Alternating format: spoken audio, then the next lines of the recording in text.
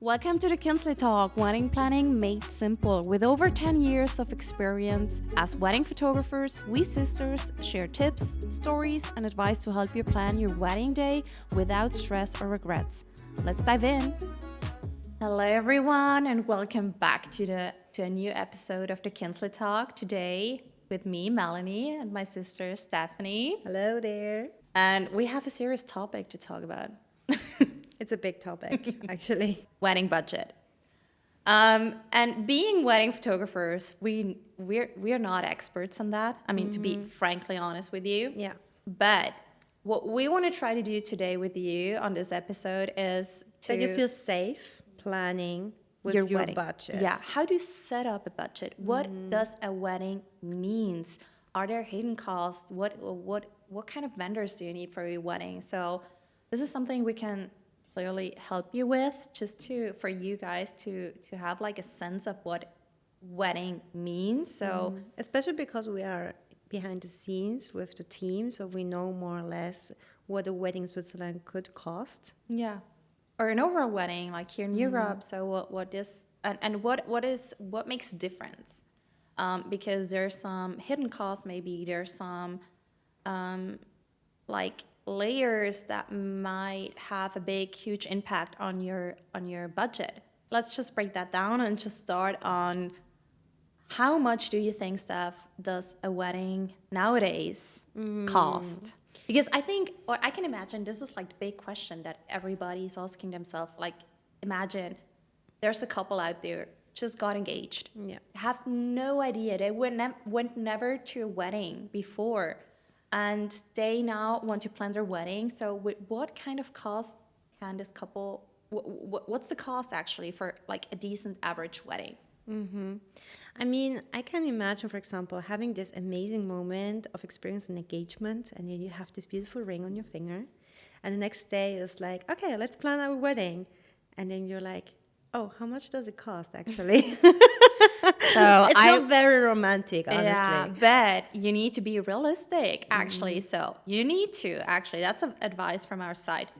Just sit down with your fiance and talk about how much do you actually want to spend, or how much can you spend for your wedding. Yeah. And I mean, it's never easy talking about money, but the best thing you can do in this moment is really being transparent.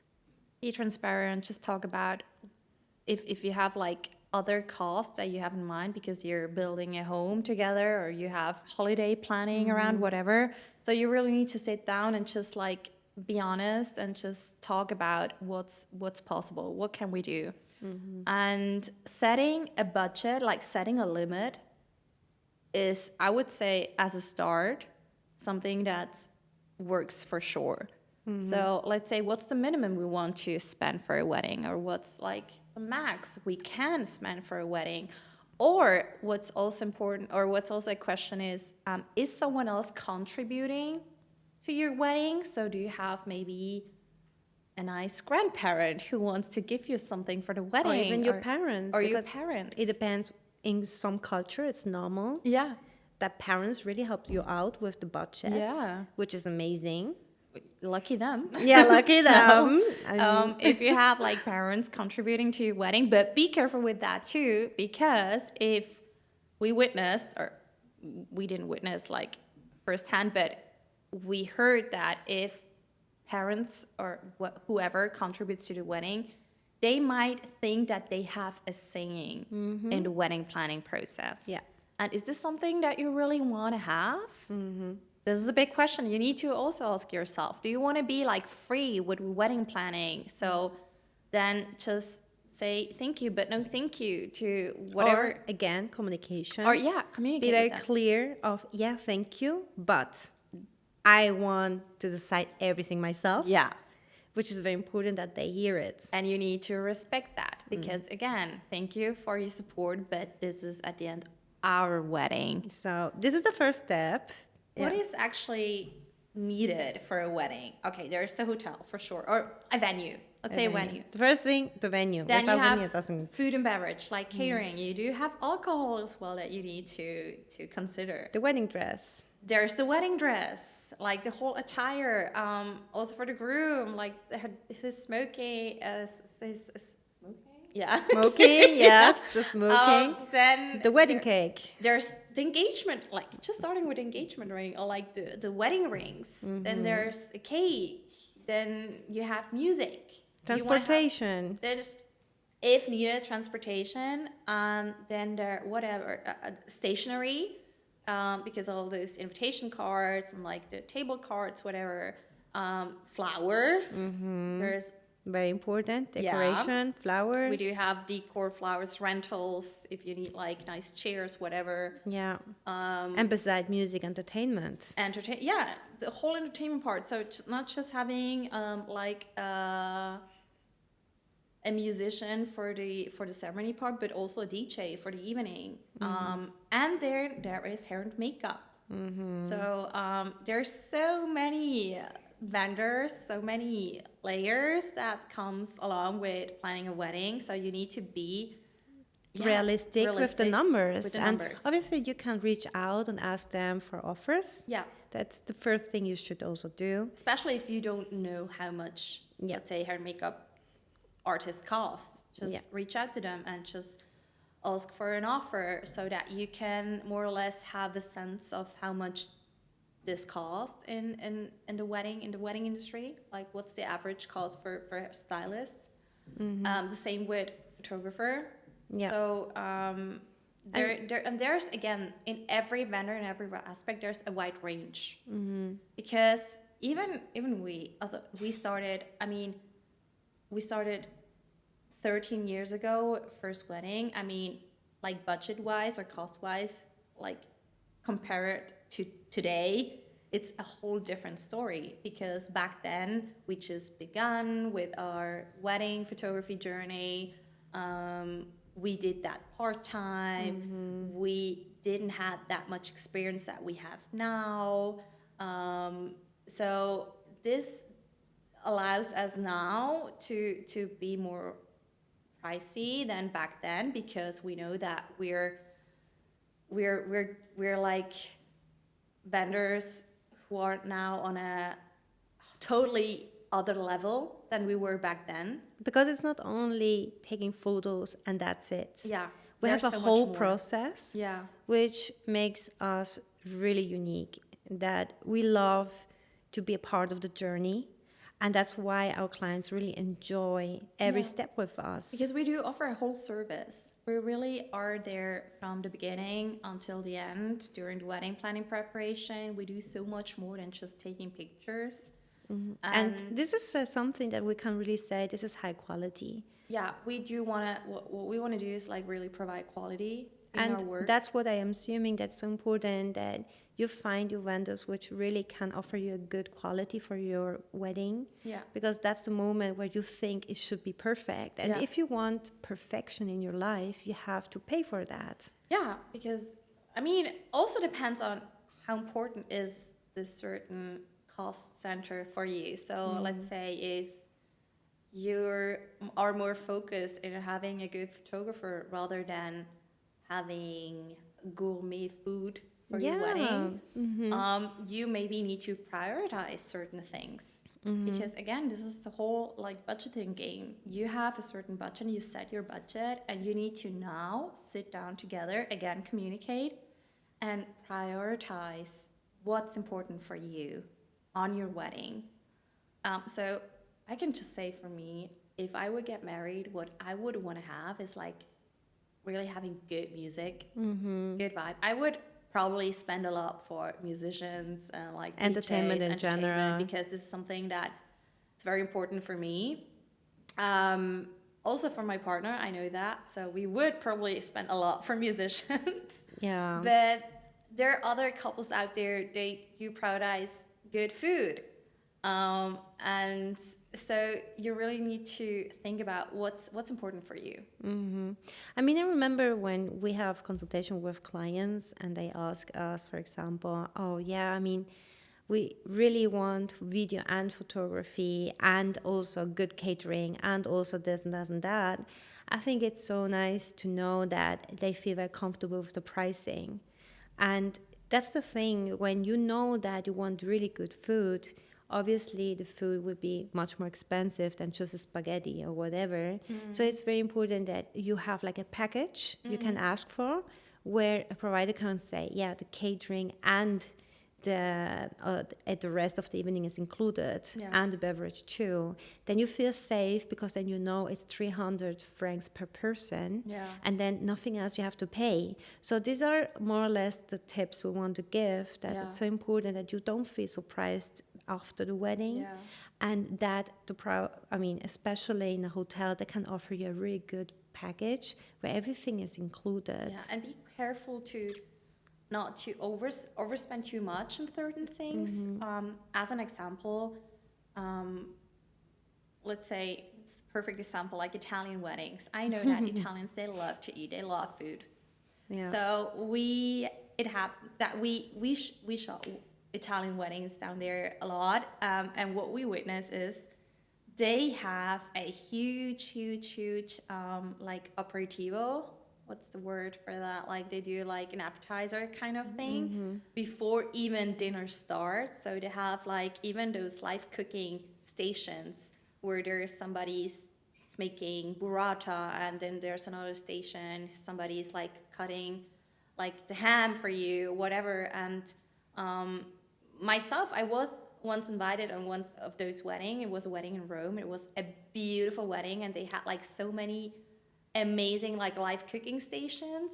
But I ate so much, like really, I ate so much food that I couldn't eat like dinner anymore because I was full. And it was not just me, but it was also like my partner. He was full. He told me, "Oh my God, that was like too much food. I don't need more food."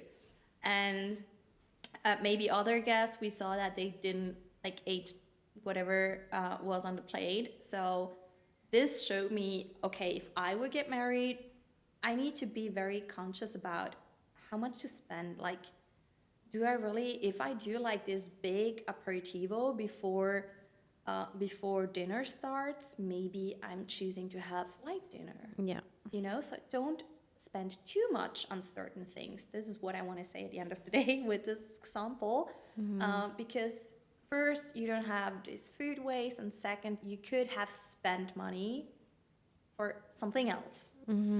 Which also is something that if people are full very early, Yeah. they don't have the energy anymore to party afterwards. So That's it's something true. that you have to think about. What is, for example, first of all, the vibe of the day? Yeah. And then you know, for example, okay, now the aperitivo is coming. So it's more like exciting little haps, which people are like, oh my God, this is so amazing, and they can't wait for the food afterwards. So it's something you have to prepare them. Yeah. And it's like something, sometimes it's less more, right? Yeah. So this is the concept of food. It should be something really nice to see and to try, and afterwards the big surprise comes, and this is where you really spend money. Yeah. Where people can enjoy the food together, Yeah. and it's not too much. They still have energy for the entertainment, which Yeah. is also expensive. Or just keep it, as you said, like less in this part, but like offer some midnight like snacks, like some pizza or hot dogs, like in the late evening, in case that people are still hungry, Yeah. which is also very fun for them. And So this helps a lot to understand what is the budget actually, because if you can describe exactly what you need for your wedding, providers know how to calculate everything. Yeah. And I mean, you began 30 years before first wedding. You had 13. Don't make me that old. 13 years ago, your first wedding, and you saw so many different weddings, from very typical Swiss wedding to now Yeah. high-end weddings. One thing that, especially here in Switzerland, that I witnessed a lot is, I don't know if this is still a thing nowadays, but there was like those, I don't know what's the word in English actually, like when you do invite guests, but only for the ceremony and for the cocktail, but not for the evening. I don't know what's the word for that, but it happened that I witnessed a lot of weddings where there were guests invited, mostly, I don't know, work colleagues or something, and they were just invited for this part of the wedding day. And I found at first so sad that they were just invited for certain parts of the wedding day, but not like they couldn't have like the full experience. Yeah. And second, I was kind of like, okay, but is that really something that's necessary first? And second, maybe you could have like saved some money or like on your budget side, like you could have just like do a nice cocktail aperitivo in your workspace with your work colleagues rather than inviting them to your wedding day and spending a lot of money for in order to provide them with food and beverage. So this is also something that I find like, is this necessary, or is this like a cultural thing that we do back here because people think they need to do that? I mean, to defend the culture, maybe it is, but I think also the wedding concept is changing constantly. I mean, 10 years ago, weddings were totally different. Oh, yeah. Now with social media, you can compare, and that's why people want so much for their weddings, because they want something amazing. They want that people are really like impressed. Yeah, people do the comparison game. Yeah. And I'm not sure if I like that because yeah, people they feel like the pressure. They want every wedding, next wedding is to be better than the ones they had or like their friends had. So just keep in mind it's your wedding day. Your wedding will be different for sure, and just do whatever makes you happy. Again, so if your friend's wedding had like the best, I don't know, food ever, don't be pressured about like providing your guests with the same quality of food or like with the because maybe you and your guests, you're not that focused about food that much, but you're more like you want to have like a better dancing party. So that's what we want to say, like really prioritize what's important for you Yeah. and for your wedding. And try to understand who are you in your own wedding. If you love, for example, entertainment, then spend really much more on entertainment than food. And that's the point where I realized, for example, how beautiful these weddings are, because then you can really recognize all the wishes and all the desires of the couple in their own wedding, right? So the uniqueness makes it so special. Yeah. And that's why I think it's so important to learn to say no and to prioritize several things. For example, saying no to 10 cousins, or saying no Yeah, that's a good. to comparison. Okay, I also need this kind of DJ. If they had it, I need to do it the same, and then I spend 10,000 too. No, that's not the kind of. If you don't have the budget, Yeah. of course. Yeah. Yeah, but that's true. And again, that's a good example with the cousins. Don't invite your 10 plus cousins to your wedding if you don't want to. I mean, if you haven't spoken to them for years, why should you invite them for your wedding? Yeah. I mean, no offense to everyone out there, but I mean, if you have a limited budget, you really need to consider those kind of things, right? So yeah, just keep all those things in mind, and yeah, and then just make sure that you plan your wedding accordingly how you want it, and don't be pressured about whatever there might be, whatever aspect, whatever your friends might like expect from your wedding day or your parents. So no, it's your wedding at the end of the day again. And you can really consider that with every budget you can do some kind of amazing weddings. Yeah. And there are photographers or wedding planners or florists for every budget. Yeah, that's true.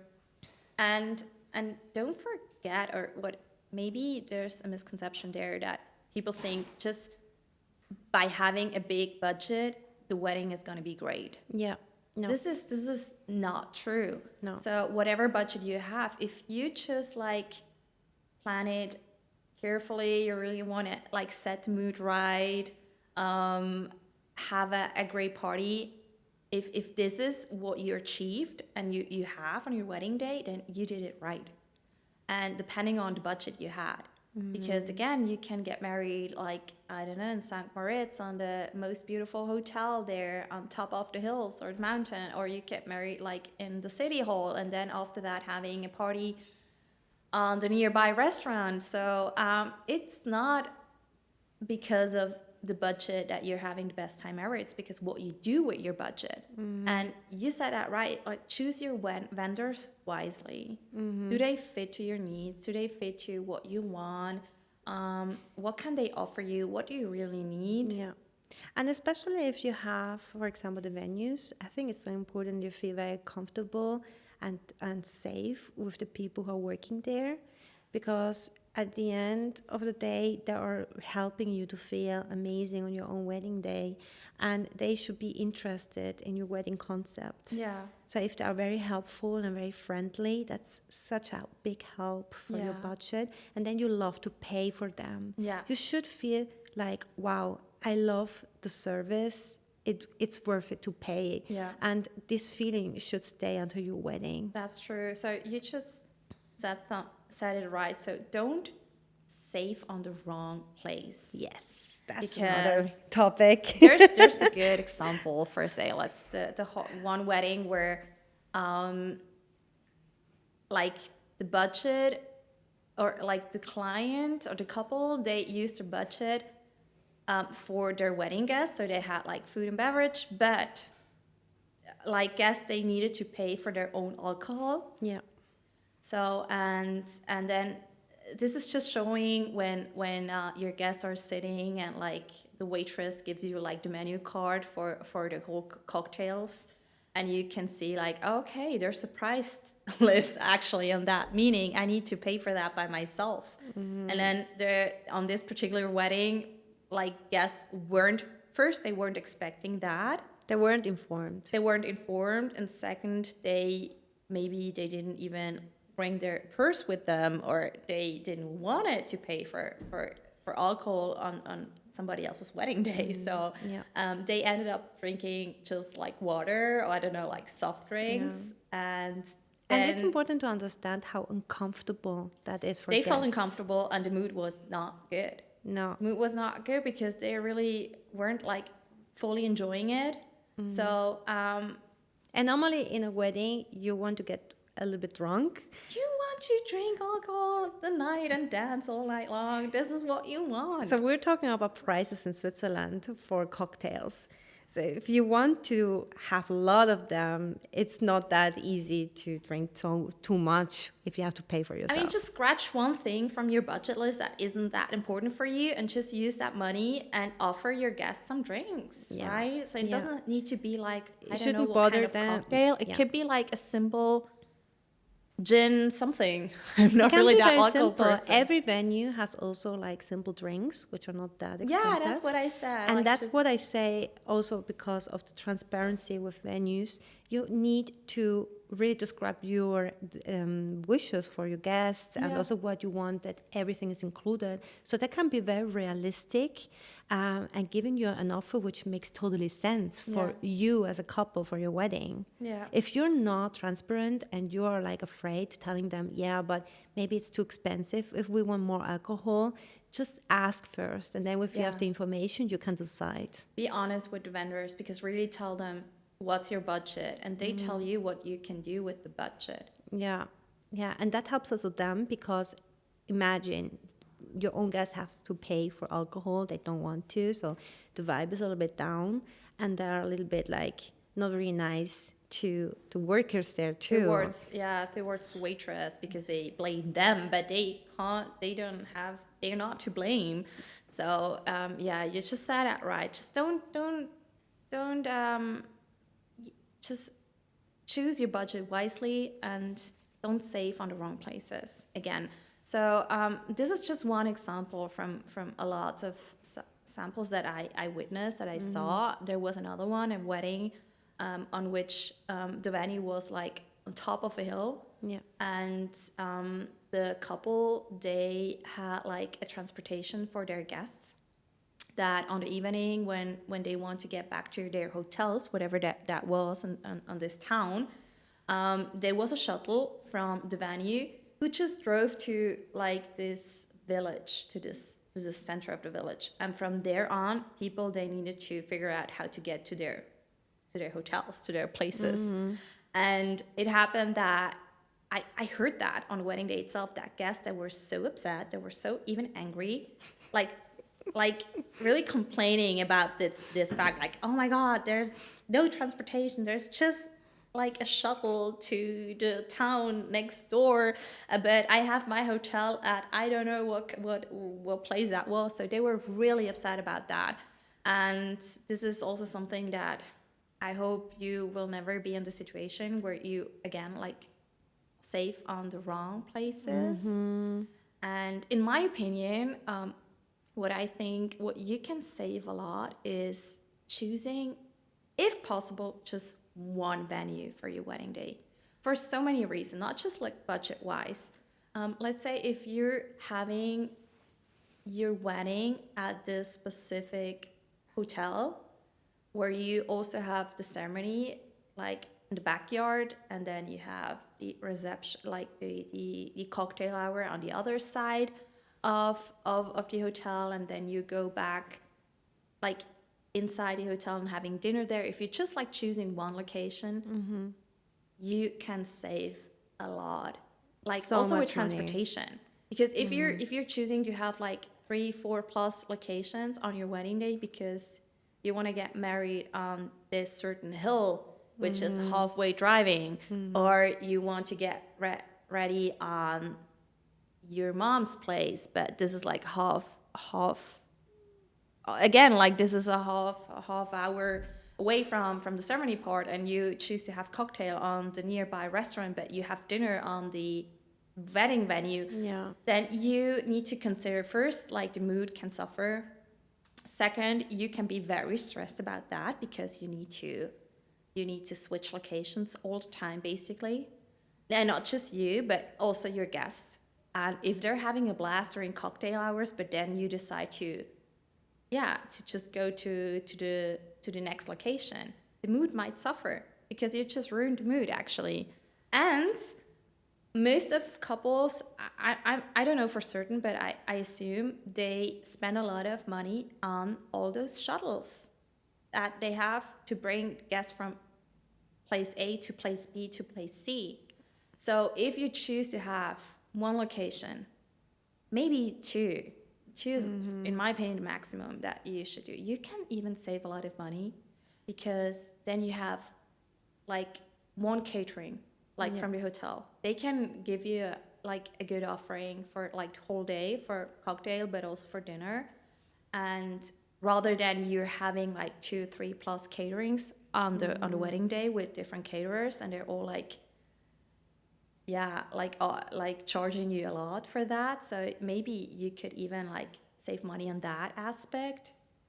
And again, not just money, it's just better for the mood. It's better for your inner Yeah. I mean, the human peace. being is a comfortable creature. I mean, and also for the wedding, if it's easy and it's a good vibe, you choose one. And when you have everything on one venue, Yeah. it's so beautiful because people are like feeling safe, they're not stressed. Yeah. Also, the couple knows everything is happening here. Here. At the end of the day, you're like, okay, I have a team which is working on the same Yeah. place, and they did everything for me.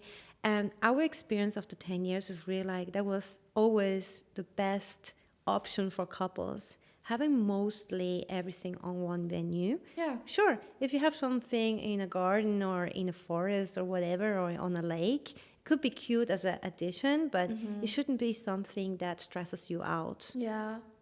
Or something that's not too far away. Yeah, Because we also, it nearby. happened that they got married like on the civil courthouse, and then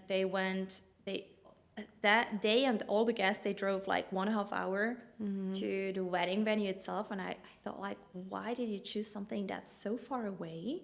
Like 1.5 hour driving from one place to the other. So at least if it's like nearby, it's okay in my opinion. But if it's Yeah. like that much time of driving. A quick note from our sponsor, Switzerland Tourism is all about making your dream destination wedding a reality. Check out their website for real wedding stories, a handy wedding venue finder, and top-notch vendors to bring your vision to life. Plus, their Instagram is packed with stunning inspiration from international weddings. You won't want to miss it. So now let's go back to our episode. I mean, I remember one of the most craziest wedding we had was a couple who chose 4 venues one day. Yeah. And it was really from the morning, very early morning, one venue, driving to the other, and I had to drive, right? So I Yeah. had the car. I was so stressed as a wedding Even photographer. we were stressed as I was, wedding photographers. and suddenly there was traffic, and I was like, "Oh my Yeah, god!" imagine the bride getting late to her own ceremony or whatever it is, or like the guests, or because there's traffic jam or there's whatever there was. And that always to wait until everybody came, Yeah. right, and arrived, and it was something that it came out at the end was okay, but you saw that people were stressed. We're stressed about that. Yeah. Yeah. It was a cool concept because Yeah. the couple was very adventurous. Yeah. Like they wanted this kind of adventure during the day, but it was just too much. Yeah. Or maybe, yeah, it's not for everyone. Yeah. If you're, I mean, I get that. Yeah. But this is the other side of the coin when you have a big budget, but you just organize too much things in one day. Yeah, that's also very true. interesting too. Yeah. I remember I had one wedding where it was amazing, like a big wedding, and there was a wedding planner, and it was like amazing, the whole concept. But in the evening, it was too much program, like the whole time program, like entertainment as like crazy. So like people felt like too overwhelmed. Yes, and with all of the that. guests really looked overwhelmed. They were just beginning to ignore the entertainment. Oh, okay. Not really appreciate that then. Yeah. At the end of the day. They were Yeah. like, okay, I saw it. I won't go out and just smoke a cigarette because it was just It too, was, much. like, too And I much. was like, Yeah, I mean, yeah, that's also it can go to that direction as well. That's very interesting. So maybe just keep there's again a fine line. Balance. Like what's too much, what's like that's why I think it's prioritizing the highlights very important. Yeah. Because when you know, for example, hey, I really love a good wedding cake. Yeah. And then you want something very special. Obviously, it will cost between 1,000, 5,000. Yeah. With all the other things which is included. Yeah. But then you know this is my personal highlight,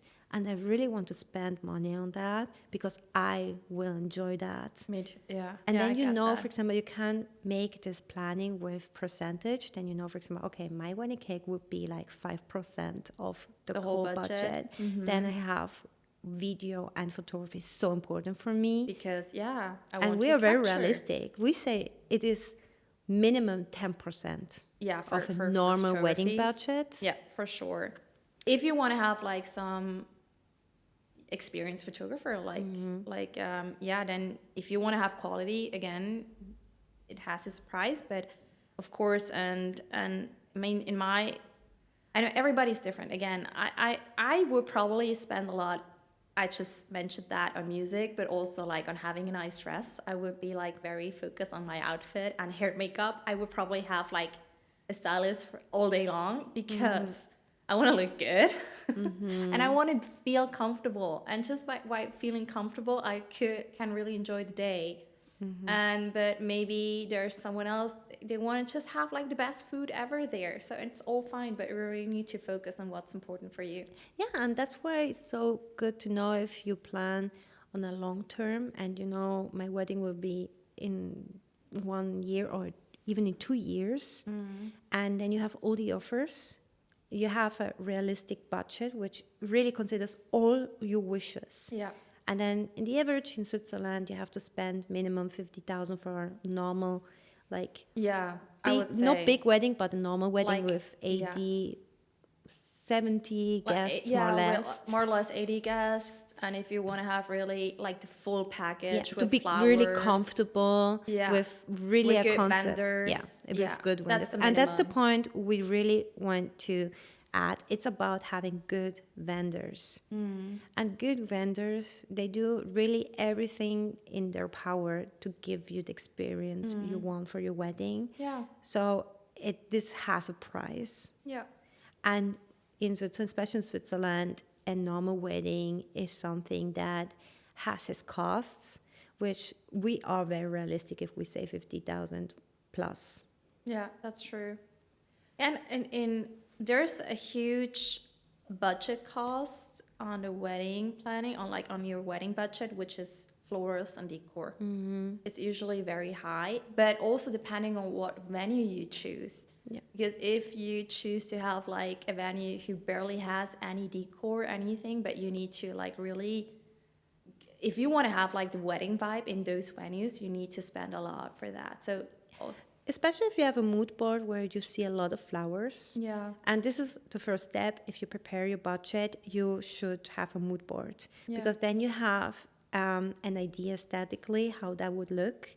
And I mean, florists need an idea. So they always ask for a mood board or Yeah. inspirational pictures. And they try to be very realistic with your budget. That's true. So if you, for example, want beautiful flowers for in the church and also in the evening when people have dinner, I mean, these two locations, they have like their own budgets. It's not that easy to bring the flowers to this. From the church to the party venue. Yeah, and there's a Yeah. whole team behind. It's not just one person organizing you that. need to consider they do need to deal with logistics as well, and Yeah. this has also a price. So everything is included in this price, and you should always ask for a package where you are like, I want flowers there, there, and there, and I want that everything looks exactly like this image. Make me a budget, and if it's really like what you want, then you have it, you know? But I mean, you need to be realistic as well while defining your budget and having a mood board. Let's say if you have like a budget of 2,000 for florals. No, well, like, we're just, talking- just an example. If you have like 2,000 florists, but you show up and giving the florist like this mood board with like 1,000 roses, like roses, which is the most expensive one of most expensive flowers. This isn't realistic, guys. So you really need to consider what might be realistic and what is not. What is just simply not realistic for the budget that I just set for my wedding. And flowers are expensive if Yep. you want a huge theme. If you want to have like a huge arch, it's pricey. Comes with a cost. So this is something you really need to be Actually, you're realistic. paying for art. I Yeah. mean, and if you want to enjoy art, then yeah, be aware of the Yeah. prices. And flowers, we are in Switzerland, we have to import flowers to Yeah. Switzerland, Yeah. especially flowers which are not in season. Yeah. But you just said something what makes me bring to the next topic. Like, you can also, depending on the wedding budget you have, you can do a lot with this budget if you decide on getting married in off season. Because locations, they might be more expensive if you get married like in high season, summer times. But if you decide to get married in March or April or I don't know, end of in autumn, there might be a huge difference. Yeah. Especially in regard of location of venue. So this is something, or if you decide on getting married like during a weekday rather than a weekend, this could also make a big impact on the wedding budget. So this is maybe another tip that we can give you. So if you would be open and like not just get married in high season, maybe this is not even something for you. Me, for example, I wouldn't want to get married in summer. So I'm not really this Sunshine Barbie beach girl.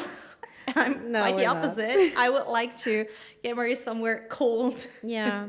I mean, And consider dry. about our idea of our weddings. For example, I love nature. Yeah. So it would be very important for me being connected with nature if I get married. I would love to have like a forest wedding Yeah. where I know I need good weather for that Yeah. day. So obviously I wouldn't do that in winter.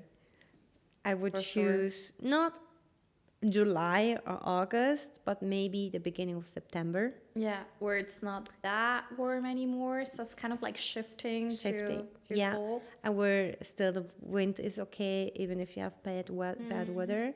But it's something that I consider as very important for me, Yeah. which I need a plan B also if we have really bad weather. Yeah. And this is also very costly. It can be very expensive if I have bad weather. Yeah. And this is the range of budget I need to consider. Yeah. So being very aware and very realistic with my ideas makes me feel comfortable if it happens. Then I am prepared, and this is the feeling I want if Yeah. Just I'm be planning prepared my in budgets case. in Yeah. case. And we're talking about Switzerland, where I mean, you never know about the weather. Yeah. It's really, I experienced. I mean, I remember that I had a couple who really wanted actually a wedding in the forest, and it was in summer, and it was the worst weather ever. It was like it felt like a hurricane came in. So no way they got married like in the No, and forest. they didn't really have a plan B. They Really? thought because it's July, they can't do it in the forest. I mean, fair enough, it's July. Yeah. But that wasn't the case. It was one of the worst weather conditions I ever experienced in a wedding. What did you do at the end? The whole family helped out, took everything from the forest and put it like in In a barn. I think yeah, it in a was barn, right? in one of the Yeah. barn. And they did like as quick as possible, but everyone was so stressed. Yeah. And during this moment, I had a couple shooting with them. So they really tried to relax. They were easygoing and they accepted it, but they were so sure about good weather. Yeah. You know what I mean? So this is a big mistake. So don't just, I mean, weather-wise, you never know. You can't buy good weather. And this is the part of the budgeting where I say, yeah, it's July, but, and the but is always here. So if you have plan A and B, you are really safe because you need a plan B always Yeah, for a that's true. wedding. Yeah. And having vendors which are really implying this and saying, yeah, we have plan A, Which are flexible. Yeah. Yeah. At the end of the day. but plan B is also possible. Yeah. This is high quality. Of course, because you don't want to feel like stress in your wedding day. No, and I mean, we also heard about this experience from our florist. Where they also had this experience of bad weather, and they didn't have like to think too much in that moment. They just took everything. They took They responsibility. just knew right away what to do. What to do. They just took Yeah. everything from outdoor to indoor Yeah. and did the best they could, and Yeah. it still looked amazing. Yeah. And I was like, yeah, that's the vendors I want for my wedding. Of course. And this is Yeah. the price you're talking about at the end of the day. You're like, okay, even if this happens, they know what they're doing. Yeah. They're not panicking around. If you have, like in this case, hands-on flowers, hands-on vendors who are there on spot, yeah. rather than, oh, let's save the travel cost for them and let's just pick up the flowers on the flower shop and then let's do it ourselves. So if you would have done that, you wouldn't have had like the florists on spot helping you in case of bad weather. So yeah, this is a whole full service that at the end of the day you're paying for, and it's worth it in my opinion, paying it. Especially because these are mostly people are very passionate about their work. Yeah.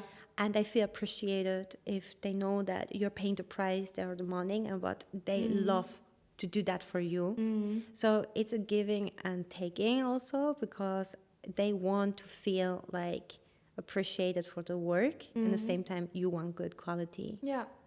And these are the people who are helping you out on your day all the time. Like they're like the good fairies behind the scenes. And they feel appreciated because you're really paying the price. They need to do that.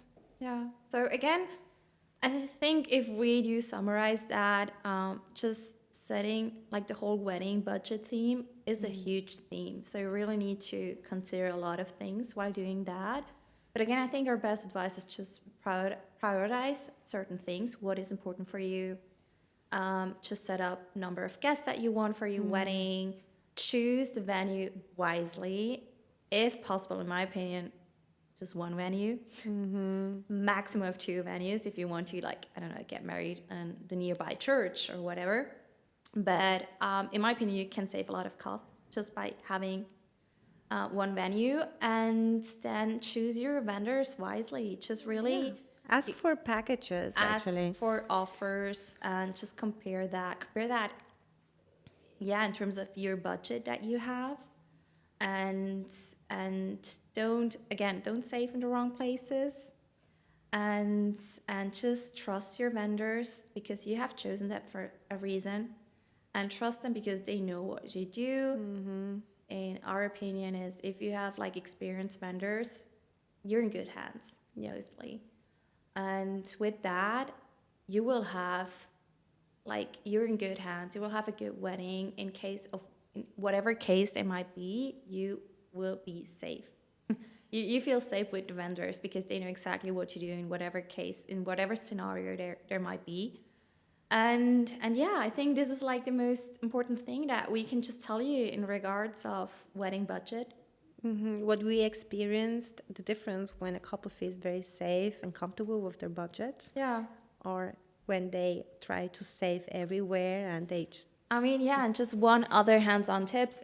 I mean, if you don't want to, if you want to have certain things, but you feel like your budget is very tight for that, why not waiting one year more for your wedding day, so you can just save a little bit more, so that you have your wedding, the wedding you imagine, because we don't want you to feel like, oh my gosh, I'm not really having really the dream wedding I dreamed of because of budget reasons.